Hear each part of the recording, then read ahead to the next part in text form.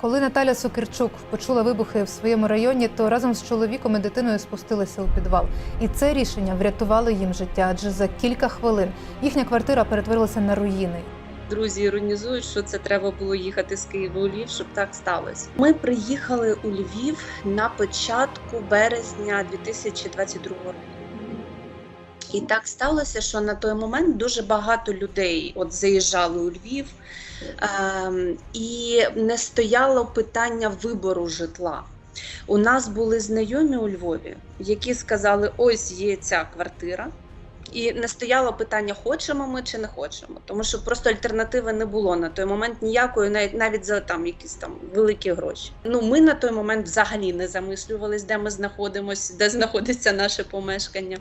Ми просто собі жили, працювали. Мій чоловік, він сам з Харкова, він працює у главкомі. Я на той момент, я була я працювала тривалий час на главкомі, саме в той момент я була фрілансером, я трошки змінила місце роботи. Але з главкомом що тоді, що зараз, ми в міцній зв'язці. Так що на той момент ми собі просто жили наше життя, працювали, і ми не думали, тобто ясно, що якщо повітряна тривога – це якась небезпека, але, як і більшість українців, ми не сприймали її як реальну загрозу, яка може бути тут і зараз. Десь за 2 тижні до цього ракетного удару вночі була якась чергова повітряна тривога, а у нас ще вона дуже добре чутна. У нас вікна відкриті, літо, і чутно так, що не просто чутно, а воно будить і без варіантів, дуже чутно. І я пам'ятаю тоді знову повітряна тривога, знову я пробудилась, думаю, знову не висплюся. І тут, під час цієї тривоги, я чую звук шахеда. Це Львів, це минулий рік, тобто це не було частим явищем. І тоді я дуже сильно злякалась. Я схопила дитину, як ми були в піжамах, прихопила сумку, побігли в укриття. І я тоді, я розумію, що це трошки дивно звучить, особливо, якщо будуть слухати люди з Сумщини, чи з Херсонщини, чи з Харківщини, але у кожного нас є свій поріг чутливості. І на той момент я його чула ледве не вперше в житті. І я дуже сильно злякалась, схопила дитину, ми побігли в укриття. І в укритті, а укриття було в нашому домі, і в укритті я чула звук мопеда і роботу ППО. І на мене це якесь таке сильне враження справило, я дуже перелякалась. І напевно минуло 2 тижні, була оця нічна повітряна тривога, і я прокинулася, боялася, що знову будуть ці мопеди літати. Я дуже добре пам'ятаю, що на цьому страху я кажу, хлопці, ходімо в ванну з чоловіком і з сином. Ходімо в ванну, пересидимо, правила 2 стін, ми ж всі знаємо, що ванна нас точно захистить. І в цей час я відстежую в Телеграмі, що куди летить. Я тільки почала це робити, чесно кажучи. І я бачу, що написано «Ракета на Львів», і я чую, як вона пролетіла десь дуже близько. А чоловік вийшов із ванни, каже, слухай, ти знаєш, у нас там у великій кімнаті лопнуло скло. Думаю, нічого собі, нічого собі. І це одна ракета. Я дивлюсь, що летить іще. В цей момент, чесно, я помолилась. Хто що вірить, я помолилась. І в цей момент, як я закінчила молитися, я розумію, що треба не просто йти, а треба швидко йти. Ми були в футболках, ми схопили джинси, я схопила сумку, дитину і все. І дитина ще свою м'яку іграшку прихопила, але вона з нею вже у ванні була. І ми побігли в укриття. Укриття – це через під'їзд, підвал через під'їзд. Тільки ми в нього зайшли, не минуло, напевно, хвилини, і я почула, знаєте, ніби як таке уповільнене знімання відчуття. Чуєш гул, такий, як летить літак, тільки гучніше. глухий удар, а в підвалі було темно. Глухий удар, і в цей момент я відчуваю, що мені на голову сипеться штукатурка, а ззаду мене вдарили двері. Легенько вдарили дерев'яні двері. Але я в цей момент чомусь подумала, що це падає стеля. Коли був прильот, я пам'ятаю, ще дуже був яскравий момент, що я дивлюсь на телефон і бачу, що летить ще одна. І в цей момент я просто не знаю, що робити, через те, що я розумію, що ще один прильот у цей будинок, ні підвал не витримають. Тобто треба йти, ніби вибиратись ззовні. З іншого боку, а куди зовні, якщо там летить?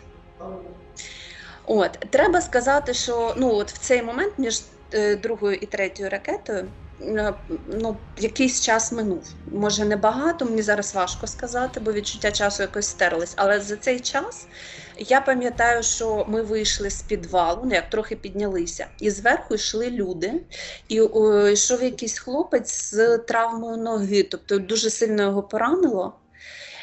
А у мене якраз був антисептик. І якось, я не знаю, чи це було правильно, чи це неправильно, але в той момент я нічого кращого не придумала, ніж дати йому той антисептик. Він обробив рану, тобто минув якийсь час. І за цей час приїхала патрульна поліція. Тобто це хвилина-дві буквально були. У поліції я питаю, що робити. Кажу, я не знаю, що робити. Я чомусь вирішила, що поліцейський це знає краще. Він каже, ідіть до дороги з сусідами, а там ж така група сусідів організувалась. Ми пішли до дороги, а потім думаємо, що ми будемо біля дороги, підемо ми в парк. Пішли ми в парк, і в цей час, темний парк, освітлення є, але воно не яскраве. І ми чуємо, що летить ще одна ракета. Ми в парку, а летить дуже десь близько. Ми в цей момент падаємо на землю, всі. Вона пролетіла десь дуже поруч, тому що коли був вибух, ми відчували дуже сильно, як земля вібрувала. Прям сильно. І там уже в парку ми дочекалися відбою тривоги. І ми не до кінця розуміли, насправді, на той момент, що сталося. І наскільки, яка частина будинку, наскільки вона постраждала, чи постраждала машина під домом. А потім, коли ми вже повернулися, був відбій тривоги, ми повернулися, вже якраз трошки такий світанок починався. І ми побачили, що там, звичайно, пил. Такий туман з пилу, тобто розгледіти щось не вийде.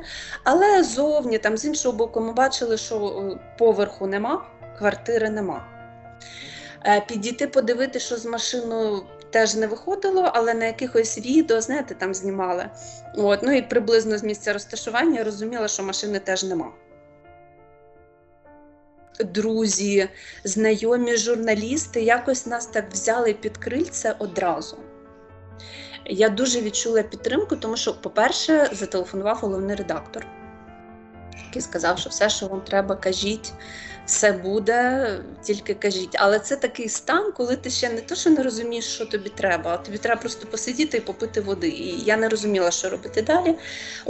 Моєму чоловікові зателефонував його друг, журналіст, який якраз у цей день, вони у Львові з дружиною теж, і якраз у цей день вони з дружиною збирались кудись там поїхати у відпустку на тиждень. І кажуть, то поживіть у нас. Тобто нам було де сісти, НСЖУ забезпечило чоловікові ноутбук, мені ноутбук дали з роботи, тобто ніби де жити і якийсь там інструмент для роботи у нас був, але треба сказати, що дуже з великим розумінням всі поставились, ніхто від нас не вимагав там сідати, працювати, тобто всі розуміли, що нам треба час подихати, прийти до тями, якось спланувати, що робити далі, і після того вже далі йти вперед. Трошки інакше починаєш сприймати життя, тому що з'являються якісь такі свої критерії, свої думки, хоча я розумію, що люди живуть у Києві спокійно і ніхто на те не заморочується. напевно, маючи такий досвід життєвий, напевно, трошки інакше ставишся. Але я не стверджую, що це правильно. Тому що якщо, наприклад, подивитися, куди прилітало, як прилітало, це ж не завжди останній поверх, це ж не завжди хмарочоси якісь. Да? Тобто це як буде, але все одно якісь свої такі таракани заводяться і лишаються, тому поки що ми тут. А далі буде видно. У мене навіть була спроба поміняти професію, тому що мені було дуже важко. Я розумію, що всім, я розумію, що я не унікальна, що всім колегам важко. Що писати про війну або про речі, які так чи інакше стосуються війни, це важко. І в якийсь момент мені захотілося спробувати себе в іншій професії, я спробувала, і я повернулася в журналістику. Коли я пробувала нову професію, я думала, боже, як добре, це ж не буде жодної важкої теми, якоїсь, морально важкої. Це буде мінімум спілкування з людьми, тому що я, напевно, на той момент від того втомилася. Але я за цим почала скучати десь місяців через 2. Тобто я перезавантажилась, і вже розуміла, що мені хочеться взяти телефон, набрати когось, взяти коментар, що я читаю новини, думаю, що оце б цікаво уточнити, отут цікаво так дізнатись. Все одно скучаєш за цим. Це, напевно, кажуть, що журналістика як наркотик, от щось у тому є, то правда.